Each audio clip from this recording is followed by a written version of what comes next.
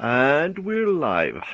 So, good afternoon, everyone. Assuming that you are probably in the roughly same time zone as we are, so Central European or Eastern European time. It should be noon or afternoon. So, how you all doing? Um, my name is Tom. I'll be the host for today. I'll introduce the session, and soon we'll let our specialists Uka and Saverio um, get on board and present their case. But before we do, just a couple of quick reminders. First of all, the session is being recorded. That said, it means that only our presenters and hosts have access to microphone. So if you have any questions or comments, feel free to use the chat or the question section to leave any comments. Or if you perhaps want to network with others joining the session, perhaps you can link your LinkedIn profile there. I might do that myself. Then the recording will be sent to all registered participants. So even if you have issues with your internet connection, or perhaps there's something maybe similarly important as this session, and you have to jump out for a bit, then you will be accessing the recording anyway. So no worries there. If you have any specific questions regarding your own setup, or if the presentation itself raises some questions or comments, feel free to leave them. I will monitor the chat, and at the end of the session, we will go through all the questions, all the relevant comments to the topic. And then hopefully our specialists will be able to give you spot on answers on whatever the issue may be. The session will end at 2 o'clock Finnish time. That will be 1 o'clock Central European time, meaning that there will be a hard stop. So even if we have lots and lots of questions coming after that or at the end of the session, these unfortunately we don't have time and chance to answer. Please do keep in mind that time restriction, and you can leave already the comments and the questions right at the beginning or during the session, just to make sure that I have time to collect them, and hopefully the guys will be able to then answer them at the end of the session. All right, today's topic: how to evaluate the nutritional value in animal feed/aquafeed, how to compare soy and fish meal to live dried and defatted black soldier fly larvae. Our today's specialists, Marjanen, founder and CEO of Manna Insect, and the Italian biotech/industry tech legend, Saverio Danubio. I can call him legend because people told me that he's well known throughout the industry, and I've gotten lots of messages saying that, hey, I met Saverio at this event and I know him from somewhere before. So he is well versed and well known across the industry. That's why I call him a legend. Gentlemen, the floor is yours. Welcome. Okay. Hello, everyone, from my behalf as well. So we'll continue, let's say, with the series, and again, reminder that probably some of the things we talk about here is a little bit overlapping from other webinars, but please consider listening or watching our previous webinars as well, where we go more in depth of actual rearing and breeding and the cost structures and so on. In this case, we focus more on the actual, let's say, usage of the larvae. Especially, we don't talk about frass in this case, which is actually an interesting another topic. But we will focus on BSFL, and the L part is the larvae in itself.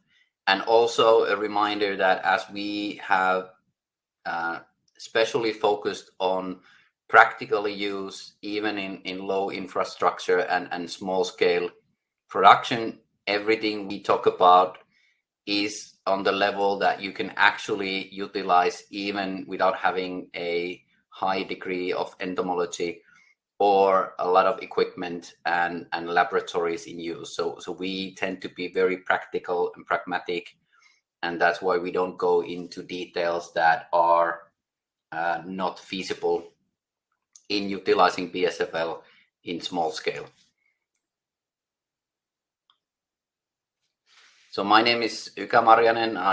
I've been rearing and breeding for the last 5 years, and especially we have been at Manna Insect optimizing different solutions on how you can do it in small scale with fairly low infrastructure and low cost and low let's say infrastructure level. And I like to introduce Saverio, or he can introduce himself, and he can continue with the next slide. Yes, hi, hello everybody. I'm honored to be here today, introducing this new topic of the Manna webinar series. I'm Saverio Danubio, industrial biotechnologist and sustainable solutions developer. And today we will discuss about the black swordfly larvae used in the animal feeding. So the potential of the black swordfly as a new measure protein source, and the potential is huge. I mean, for those familiar with black swordfly larvae, there might be more than these 5 listed points, but let's simply explore this one. New opportunities. Allow people to make a living of food without land, optimal climate and soil, and this is a common situation in many countries where people eventually do not have the optimal conditions for agriculture or other activities, but they want to be productive. They want to be young entrepreneurs. They want to rely on the local resources. So use black swordfly even in those situations where anything else seems to be very complicated, and you become a businessman, or you can support your farming or agricultural business. Availability. A lot of bio-waste available everywhere to be converted to larvae and fresh. And this is simply true. We have waste availability in almost any scenario, and most of the time is available. Other times is a problem. It's a serious problem, and people want to get rid of that. So you might have the proper source for feeding your larvae and obtaining the larvae and the fresh as a product. The quality. The animal level protein and amino acidic profile highly comparable to the best plant proteins. The industry of the livestock feed has not started yesterday, and there are excellent products outside there. But the point is, are these products available for you? And are the products that you consider to be affordable or at the right price also of the right quality for you? And the answer is that sometimes it is not. And some other times it's not also available, the feed you would like to use. So with black swordfly, you can have locally high quality protein for animal feed. So it's what you need. The sustainability. We mentioned that we can use the waste available, and then in a very compact area with not the need of energy intensive machinery. So basically you can do it everywhere, and you can create a business that is sustainable and it's related to other activities. You can be in the middle. You can be the chain connector from an organic matter waste producer and somebody who needs the fertilizer, needs the proteins, the larvae, and the convenience. Anyone can start and do, even in a micro scale. For those who follow our webinars, I think we made very clear that the black swordfly larvae farming, it's very, very scalable. Yeah, so the main reason why we, let's say, talk about black soda fly larvae, or what is the use, boils down to protein. That's the main macro benefit of black soda fly larvae, and you can compare it to then replacing soy meal or corn meal, or even in some case fish meal. So the protein from the, if we're just talking dry weight, so only let's say water content is about 10% level, we are somewhere in 35-40%, even 45% of protein content, with a very, let's say, optimal amino acid profile, meaning compared to plant-based protein for an animal. And another, let's say, 30-40% fat content in that. And of course, these are just, let's say, a ballpark averages, but gives you an idea that this larvae is very useful for the purpose of feeding animals for their growth.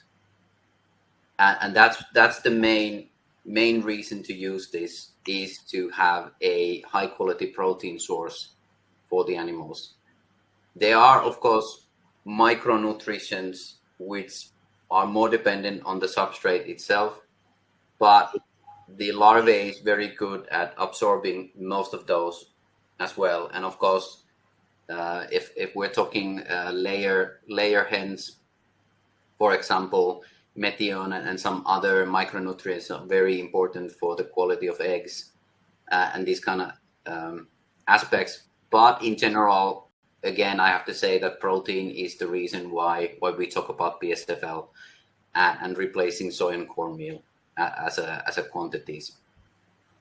There are also like chitin or chitin, depending on how do you pronounce it. It is another beneficial, let's say, material, but not from the point of view of growing animals. But there are other benefits as well from chitin, and that's an area that is, at least in my knowledge, still being researched a lot, and there isn't like a, let's say, standards that much yet. And then the let's say secondary positive benefits are that, example, for chickens, feeding live larvae simulates or stimulates them in a way that makes them more happy, and especially in egg laying hens, what as their lifetime is typically 1 to 1.5 years, what you see is that they pick on other hens less, and they are, let's say, happier and live longer, or and produce more eggs. So there are these let's say secondary benefits, but in general, while we're talking about BSFL, boils down to protein and how to use that protein for the growth of the animals.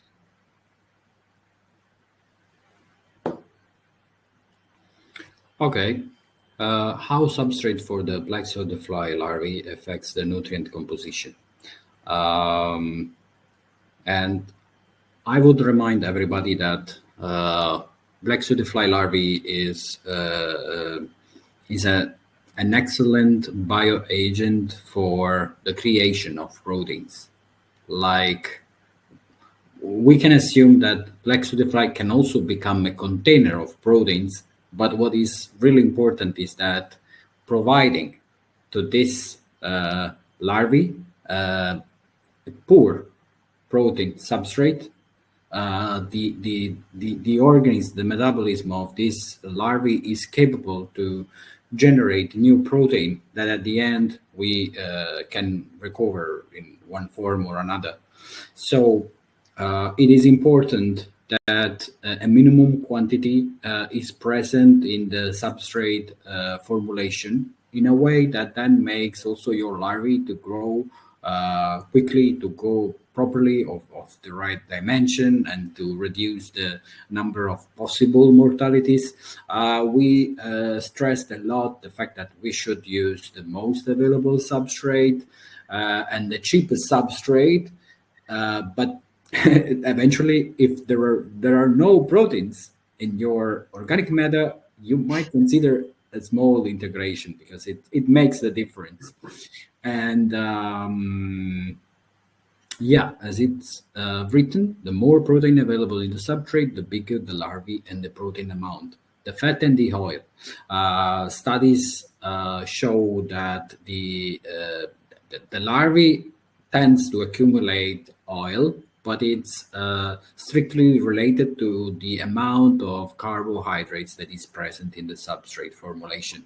And the data today show numbers that can go between 15 and 40% dry matter in terms of fat oil composition. But in the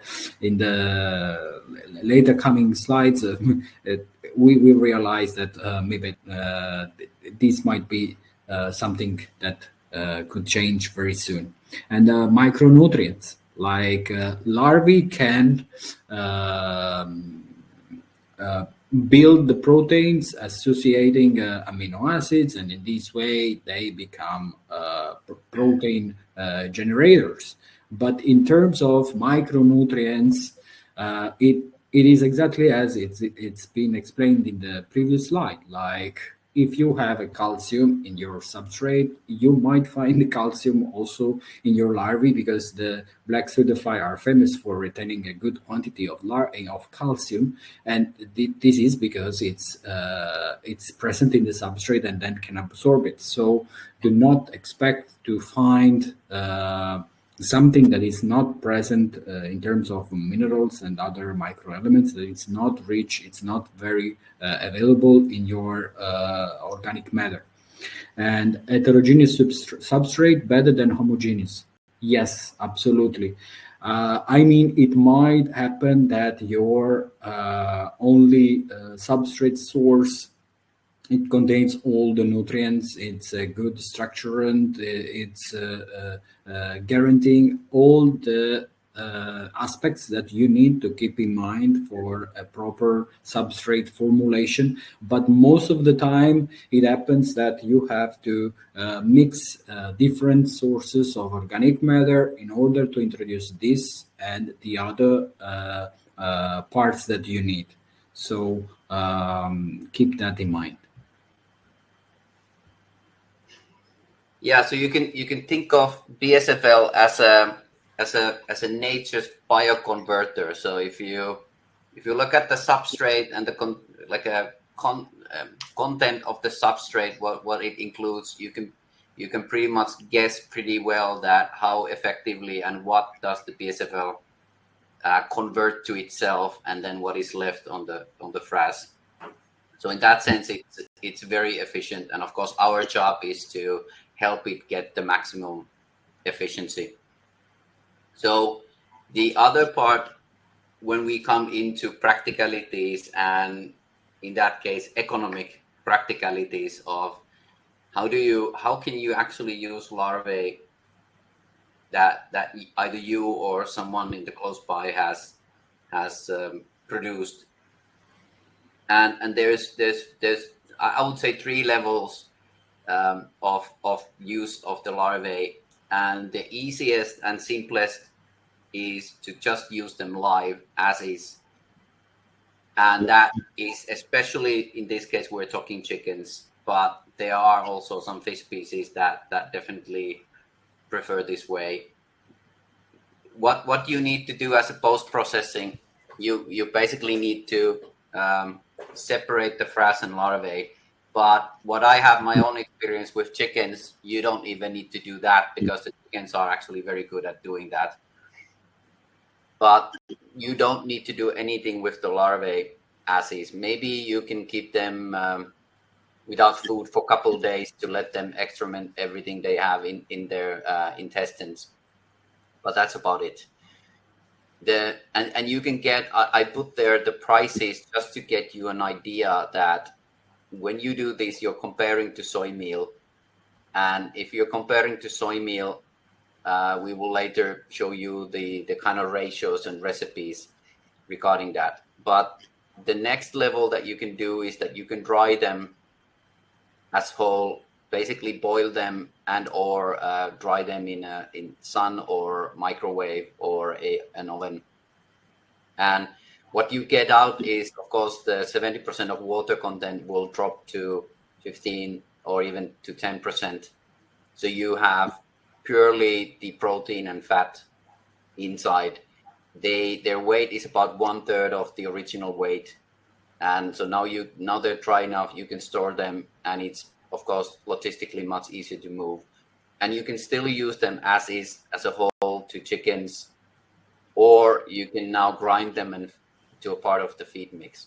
So this is another very convenient and still fairly low tech way to utilize larvae with the animals.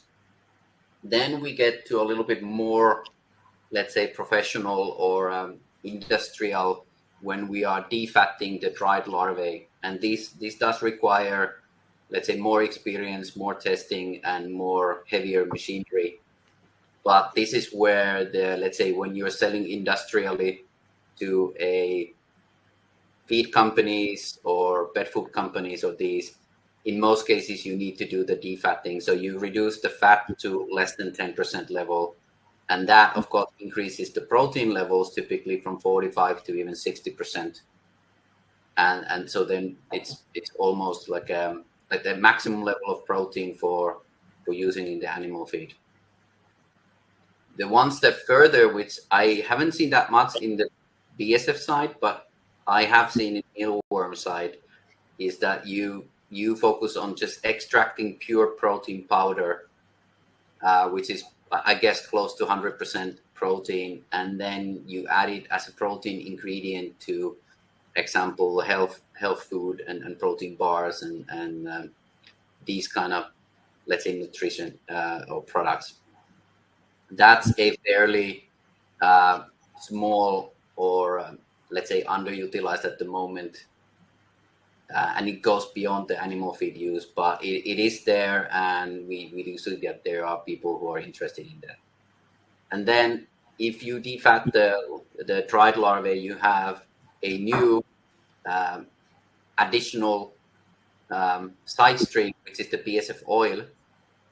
And in my knowledge, and of course Saverio can comment this as well, the BSF oil in itself is not hugely advantaged compared to plant-based oils, but it is there, and it's comparable as a use as an oil, either to add then later to the feed mix, or there are some other very interesting applications that can be used with the oil.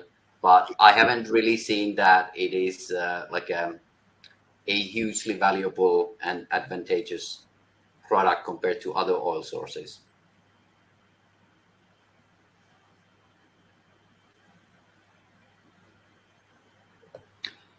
Practical studies and results of black soda-fly larvae replacing other feeds. So actually use cases are critical, and in general we can say that black soda-fly proteins are in a pair or better than plant-based proteins in many cases. And black soda-fly larvae has also a lot of fat that affects appetite of animals and also includes calories.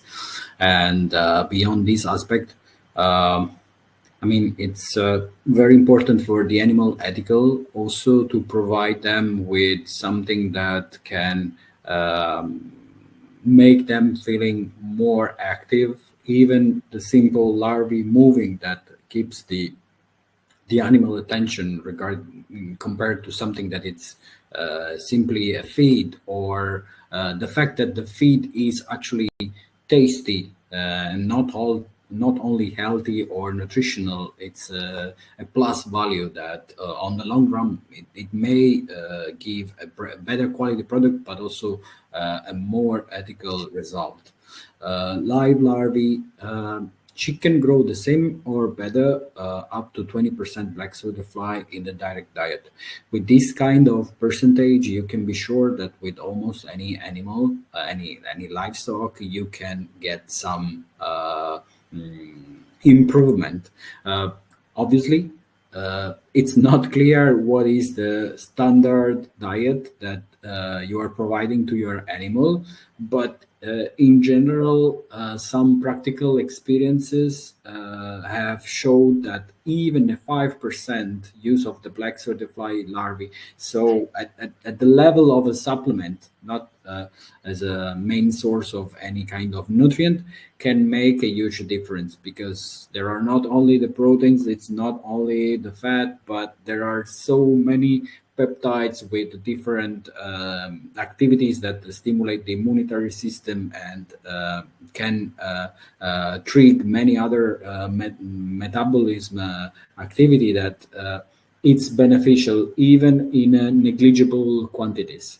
Can replace the soy meal at around 2.5 to 1 ratio. And this has been seen in many studies. It's also true that you have to come to the specific case, to the specific situation. Also, the way how you farmed your black soda fly, the days of farming, what you are providing to your larvae, it might affect this ratio or the quality of the soy that usually you give, but you can keep it as a general assumption for the live larvae. And then the all dried larvae, practically 1-to-1 ratio, and to soy and corn meal replacement. In some cases, it might be the case just to replace the soy part, or if you or to replace part of the soy part, or that kind of livestock grows very well even if you substitute part of the corn corn grains, because they represent the carbohydrate source, but in somehow you can cover also these kind of nutrients with the black soda fly. And a high level of fats and proteins of dry matter. So 5 to 15% of the total feed is mixed. And in this way, as I was saying before, you can integrate without the need of having a big quantities of black soda fly, and the benefits might be visible. The meat might get a better taste, a better color. You might, in some cases, I hope nobody is in need of use of systematic antibiotic application, but in some cases, the use of the black soda fly might decrease the need of using these kind of drugs. And then the black soda fly meal, typically higher in quality than soy and corn meal, and almost comparable to fish meal. It's always the case to see the specific product that you are trying to compare, and also your black soda fly meal, because until a few years ago, maybe the black soda fly meals were not properly processed. Maybe not all the producers were reaching the higher standards. So always be conscious that in general you have the possibility to produce a very good product, but then how do you process it? And sometimes entrepreneurs wants to make the step longer than the leg, and they want to process, but they want to do it cheaply, and at the end of the day you don't have a premium product. And if you want a premium product, then you don't have that huge quantity that can justify a certain level of investment. So always be conscious of what you can do, and my suggestion is always try to produce your best product possible.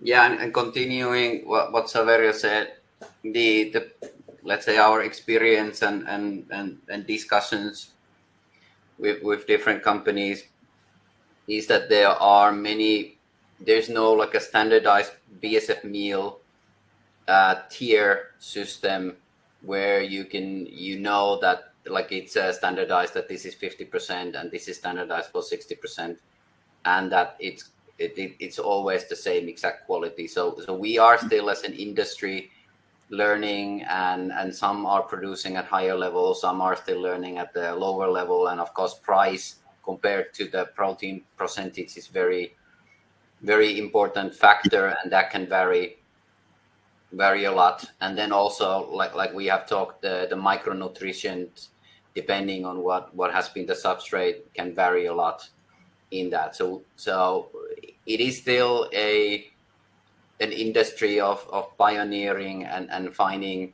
best recipes, and so you need to be a little bit, let's say, adventurous to try and use. But the potential is that you can, especially what we have concentrated and what we want to advocate is that it's not that you just replace soy meal and cornmeal and all that, but you actually have an opportunity to save costs, get a little bit more local, get more robust food production system. But definitely the importance is that it is a possibility to cut costs. And that's why we consider the main target the soy meal and soy meal price.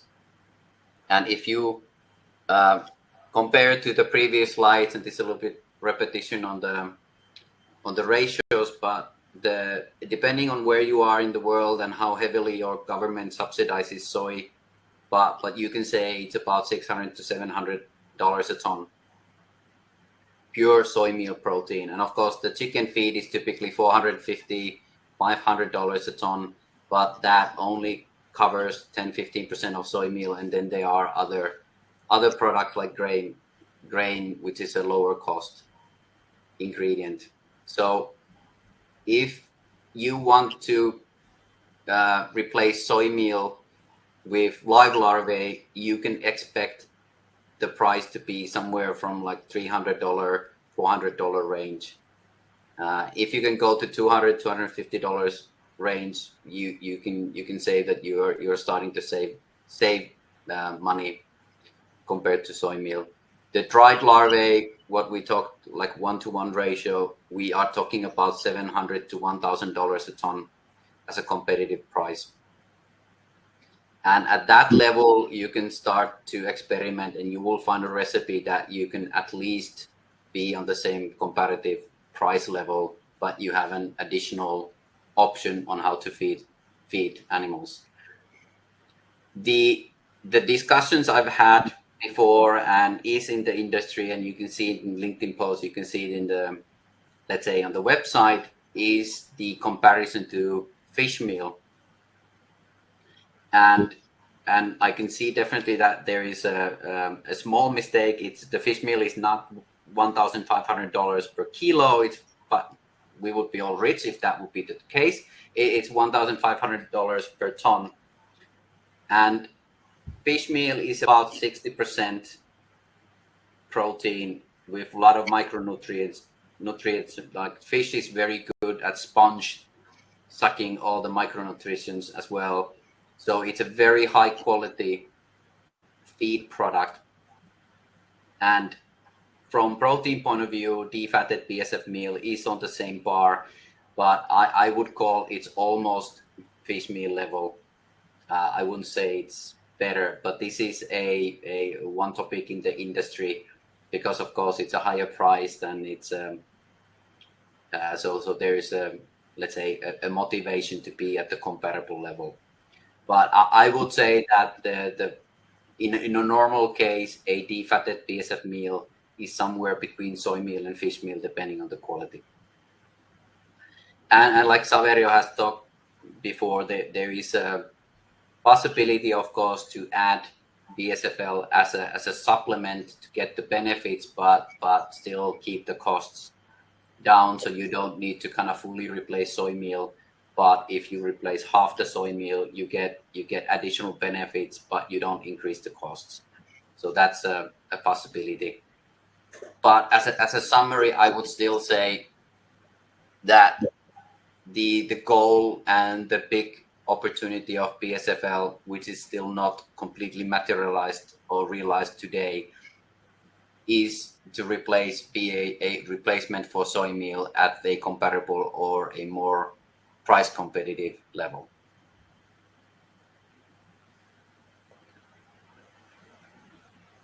And here we have some pictures from the conferences that we attended last week. BSF Con in Cambridge and Insecta in Magdeburg. And I was there, and it was a very positive experience in both cases.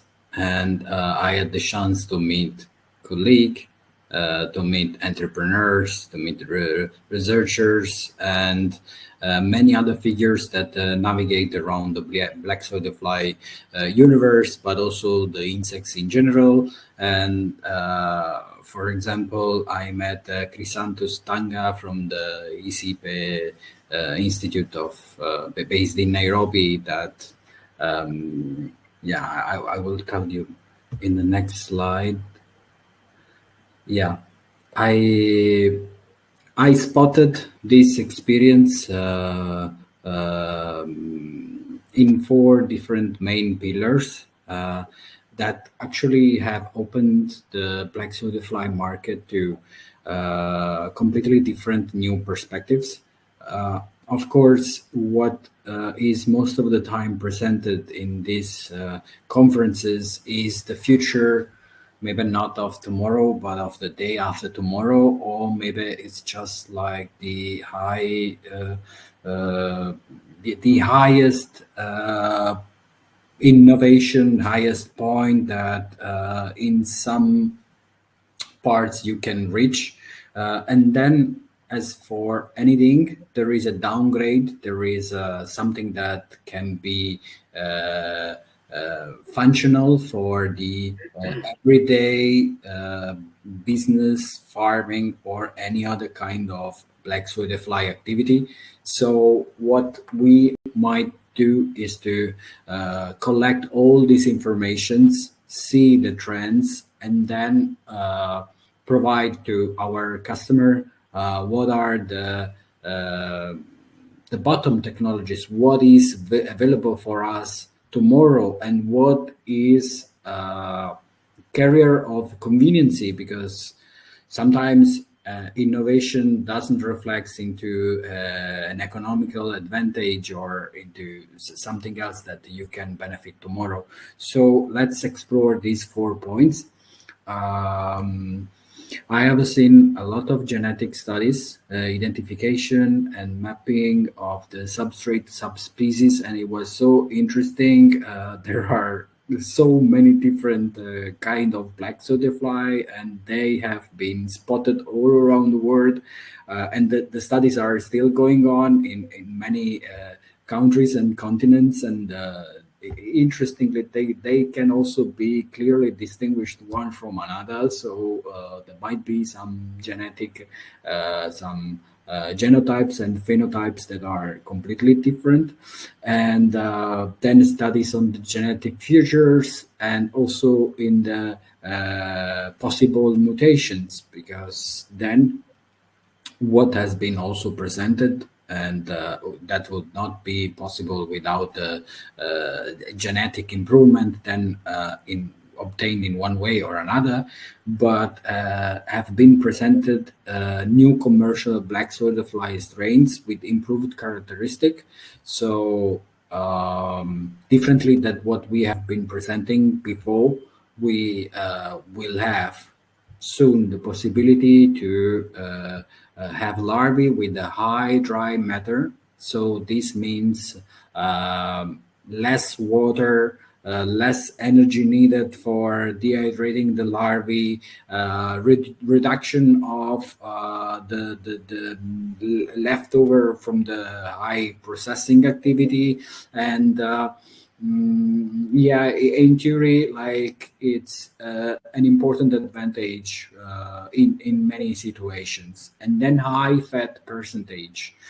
Before we were saying up to 40% dry matter, but there might be the possibility to almost double this kind of amount. Obviously, are larvae that match well that kind of application that require big quantities of oil and fat, and most likely maybe they will be utilized in the biofuel industry, because from the black soda fly oil it's possible to produce an excellent biodiesel.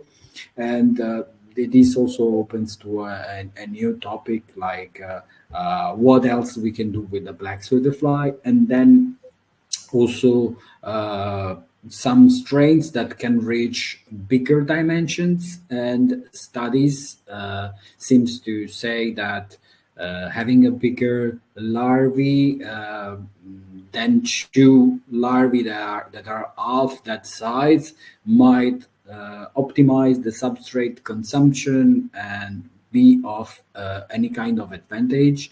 But for all these three cases, we want to see on the field, we want to see the applications, how they could be actually be beneficial and profitable for our customers. So we will monitor this situation, and then we will keep you posted. And then about the technology, I have seen many actors of the post-processing, heavy, big machinery and complex plants organization presenting a new solution.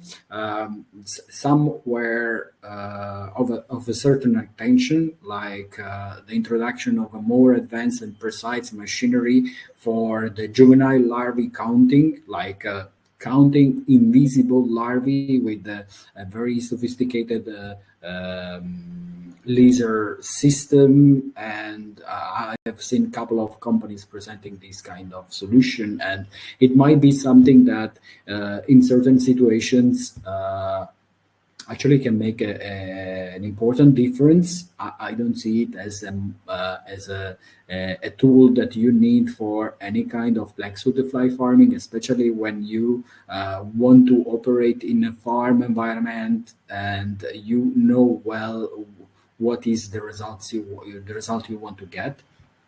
And then research studies. A lot of research studies that are finally giving and confirming the right importance of the black fly products in different kind of applications. I was saying about the study before, I was anticipating about the studies of the Dr. Tanga. For example, he showed an interesting study on the use of a special black fly fertilizer for the stimulation of a certain kind of metabolites inside the onions. And this was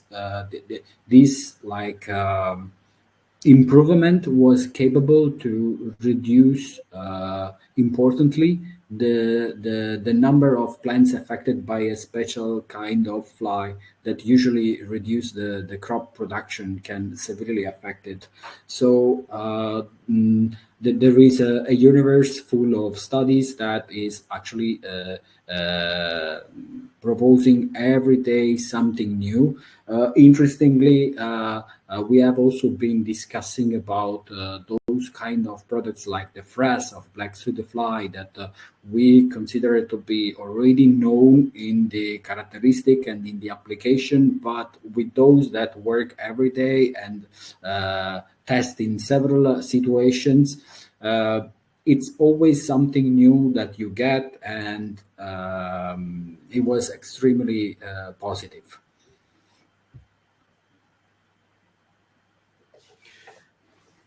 The years we have now been in this industry and kind of in the field and seeing practically all continents and different ways to doing it, we have divided the, let's say, the solutions needed in 4 categories.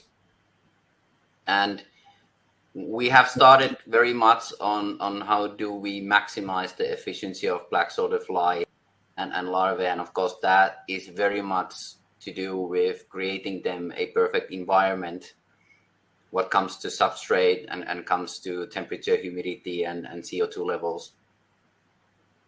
So that has been one important aspect. But the more we've been involved, it's also about solutions on how to optimize and manage the actual insect production at any scale, even at small scale to a fairly large scale. How do you document? How do you predict? How do you keep track of production metrics? And then the third part, which this webinar is about as well, is how do we continuously learn and improve and share. And I have to say I've been a little bit critical and talking about that this industry still doesn't really share that much information, and that's why we want to share. We want to be as open as possible, because I don't see any point why not. It benefits everyone if everyone has a very standardized and newest possible way to do breeding and rearing and finding different substrates and utilizing the substrates. Of course, we will have paid webinars. We have consultancy and training as well, because we are commercially working company and not a research institute. So we want to make this as a business sustainable way on doing it. But it's very important that we continuously learn, and that's another aspect. That's why we have Manna Insect Academy as well. And then the fourth, and of course, eventually the most critical part, which this webinar was also about, was how do you actually utilize and create the value and direct pricing and channel to buy larvae and utilize it. It's one thing to say that it can replace the BSF meal or the soy meal. It's another to actually being able to do that. And unfortunately, at the moment, in most countries and most places, this is not a practical thing you can do. That even if you decide today that I'm done with soy meal, I want to use BSF meal or BSF to do it, there is no companies in the nearby to sell it, or the prices of those will be too high for the comparison of BSF meal. So these are the topics we are working on, and definitely continuously trying to find a way how we can be on the par with soy meal.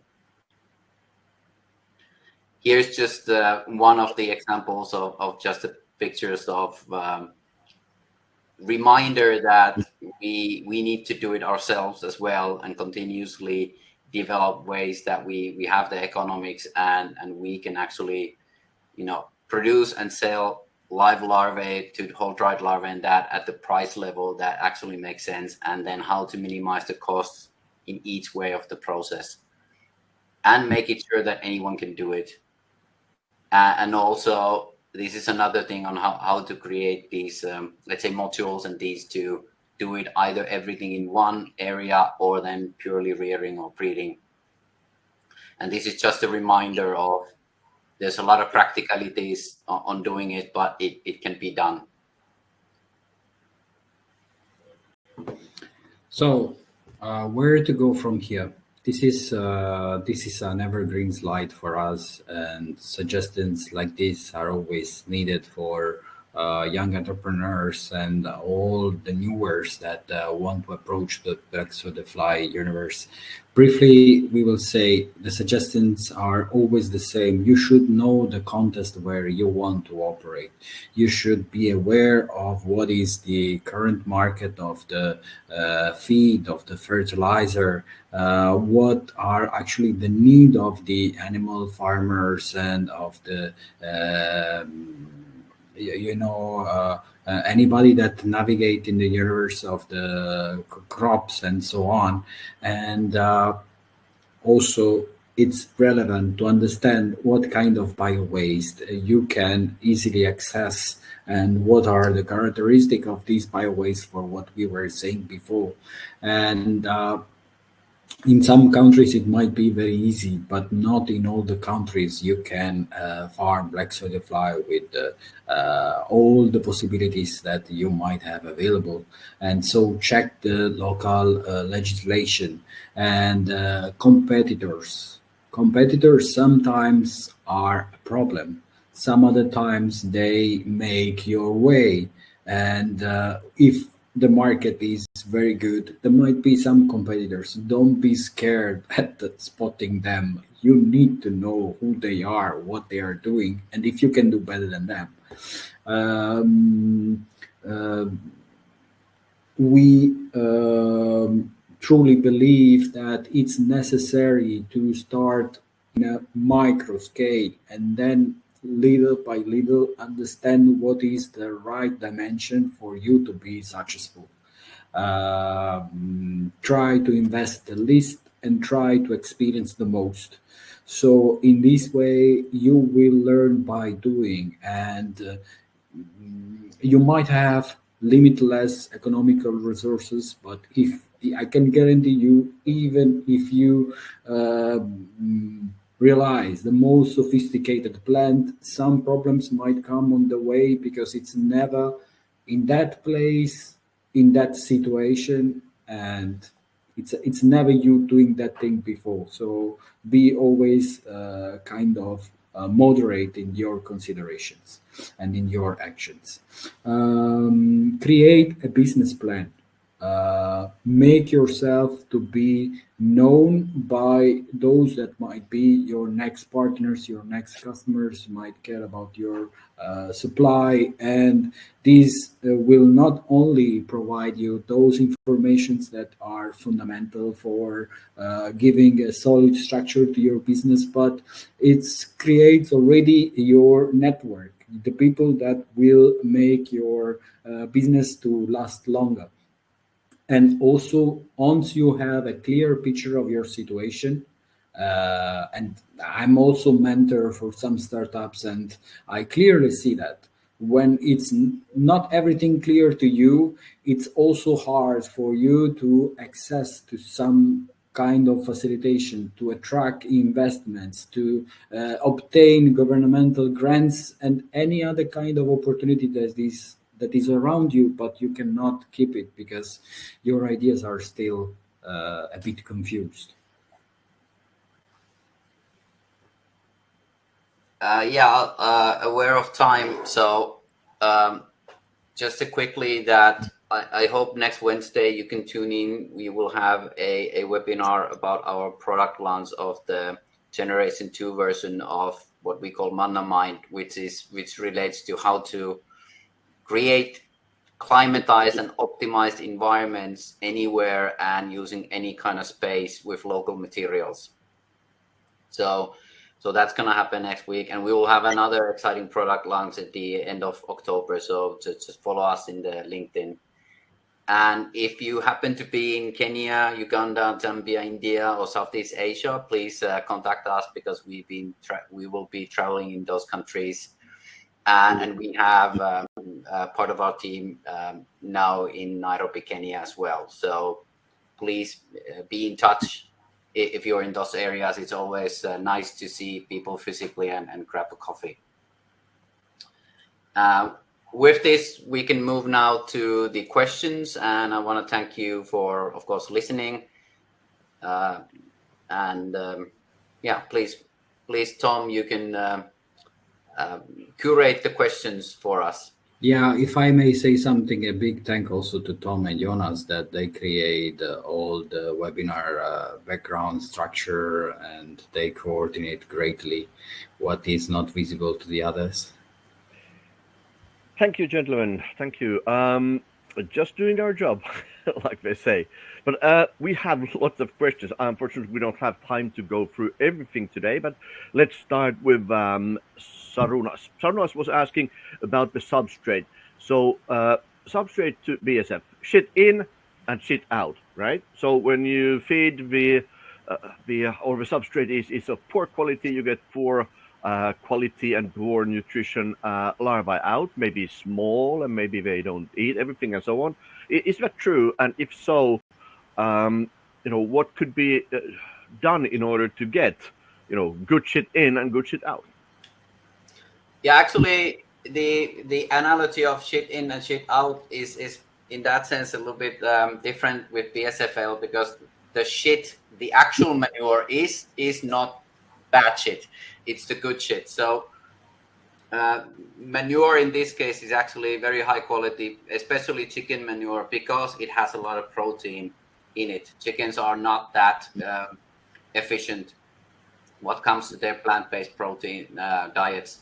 So let's say when we're talking like bad stuff, it's typically that it has very low protein content. It has a lot of fiber, and it has very little dry matter as a combination of those. And what you can typically do is that if you have that kind of material, you can improve it by having dry matter, a lot of carbohydrate, like a rice husk or wheat husks or something like that, and mix it. And like we talked before, more heterogeneous end result is always better. The larvae are very versatile what they like to eat, but eventually if there's no protein, there's no larvae, or there's very little larvae. Yeah, if I may add one thing is that it might be shit in and shit out when your substrate is ideal, yes, but it's contaminated by heavy metals or by antibiotics or by any other thing that you would never imagine is there or you are not considering. But then it's like a problem because black flies are very good at handling also stuff that then you find in your products, and then it's shit in and it's shit out for real. All right.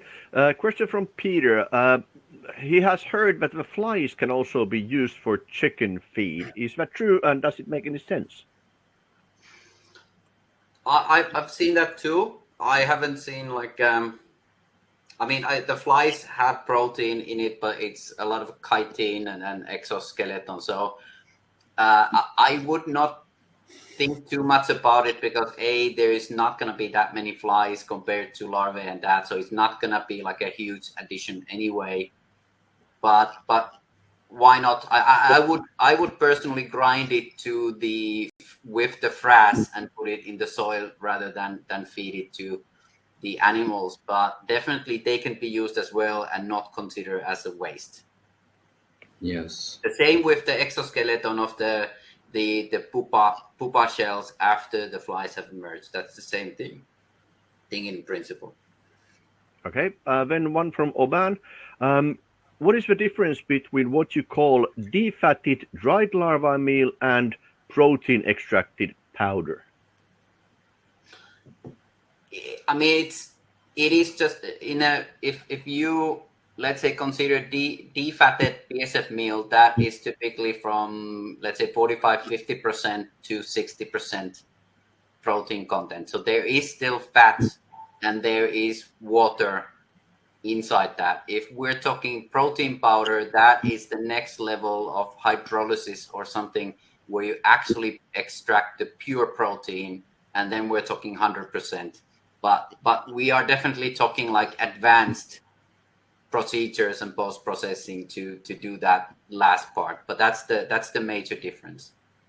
We are very short of time. We only have a couple of minutes left, and there's lots of questions. So very quick answers to just a couple of more. If we add, this is from Yongpong, if we add BSFL in livestock feed, do we need to add mineral mixture or vitamins? I would consider BSFL at the beginning and at now as just just as a protein source. So whatever micronutrients there are, that's a bonus. But other than that, keep exactly the same vitamins and micronutrients using the other commercial feed, and just replace the soy meal for the protein purpose. Okay.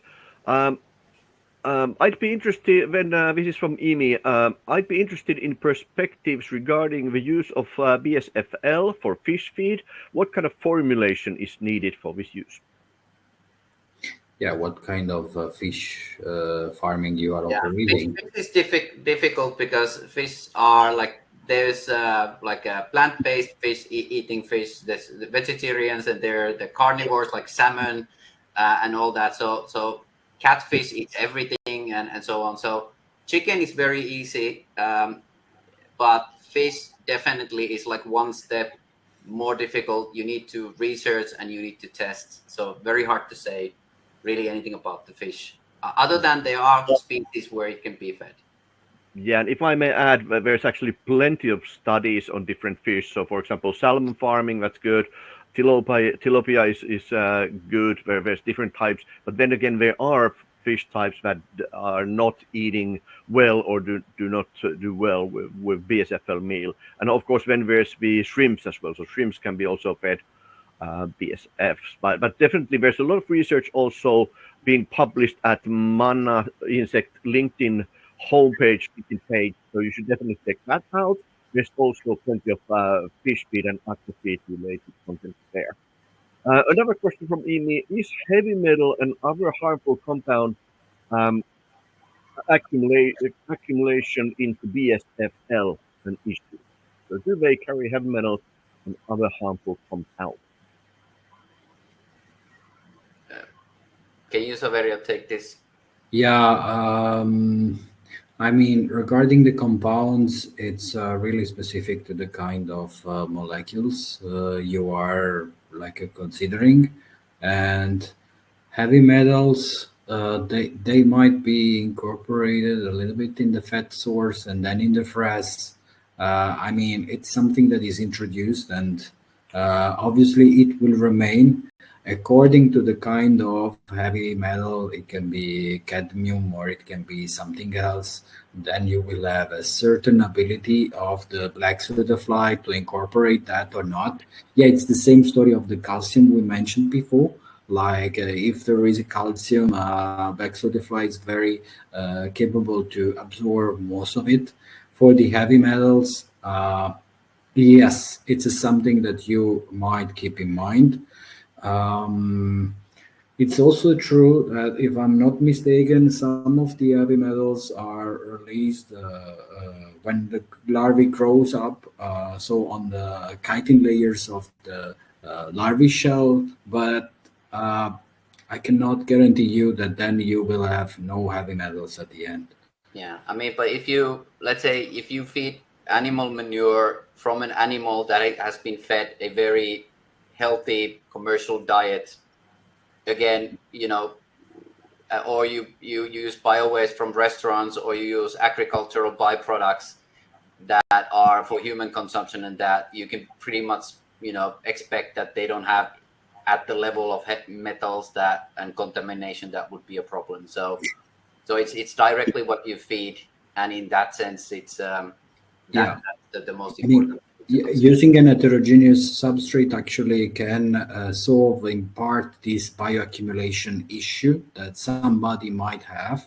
But once you define your business, making some analysis before, it's always very suggested. All right. There's thank you, gentlemen. There's probably a dozen more questions. Let's take just one more very quick one from Jedi. What kind of attractant do you use in the container? If you're talking breeding, we don't use attractant, separate attractant. We use the pupa smell and the egg smell.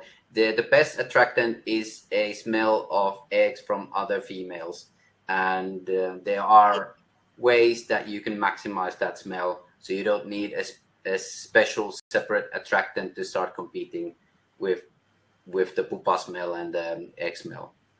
Yeah, I mean, our philosophy is to develop the simplest systems for making the things done, and it's incredible how black butterfly can recognize, can detect in the air the smell that belongs to them, and then in the specific the smell of eggs, and it works very well in this way that we don't need to develop a specific smell attractant. Excellent. Thank you, gentlemen. Thank you for all the questions. Unfortunately, there's much too many for us to cover at this instance. What we have done is we have collected some of the most frequently asked questions to Manna Insect website and the blog. So there is an actually fairly new blog post that covers quite a few of those questions that are typically asked us, and especially based on the spring season of our free webinar series. And if you don't find an answer, you can always contact us at the at the website contact form. So that's mannainsect.com, and then you will find a contact form which you can use to get in touch with us. All registered participants will receive a recording once it's finalized, but will happen probably sometime tomorrow. I will send it to you as soon as possible. Also remember that there is the next webinar already October 19th, so less than a month from now, and all the registration links, all the topics, all the dates can be found once again at the Manna website. There's a separate page for the free webinar series. You should definitely check that out. That said, I hope you've enjoyed this session. We're just about done. Thank you, Uka, and thank you, Saverio. Thank you for all of you participating, and do come and meet us at different events that we're going to attend. Do remember that next week, on the 27th, we will be having a major, very interesting product launch on something that is world first from many aspects and relates to especially small and micro level insect farming. So you should definitely check that out. We will be publishing more information about that throughout the next 6 days until the 27th, and then we will be launching a press release and a live session where we explain what we've done and why we've done it and how it can be useful for you. Thank you for joining. It's time to move on until next time. All right. Cheers, then. Bye. Bye. Bye.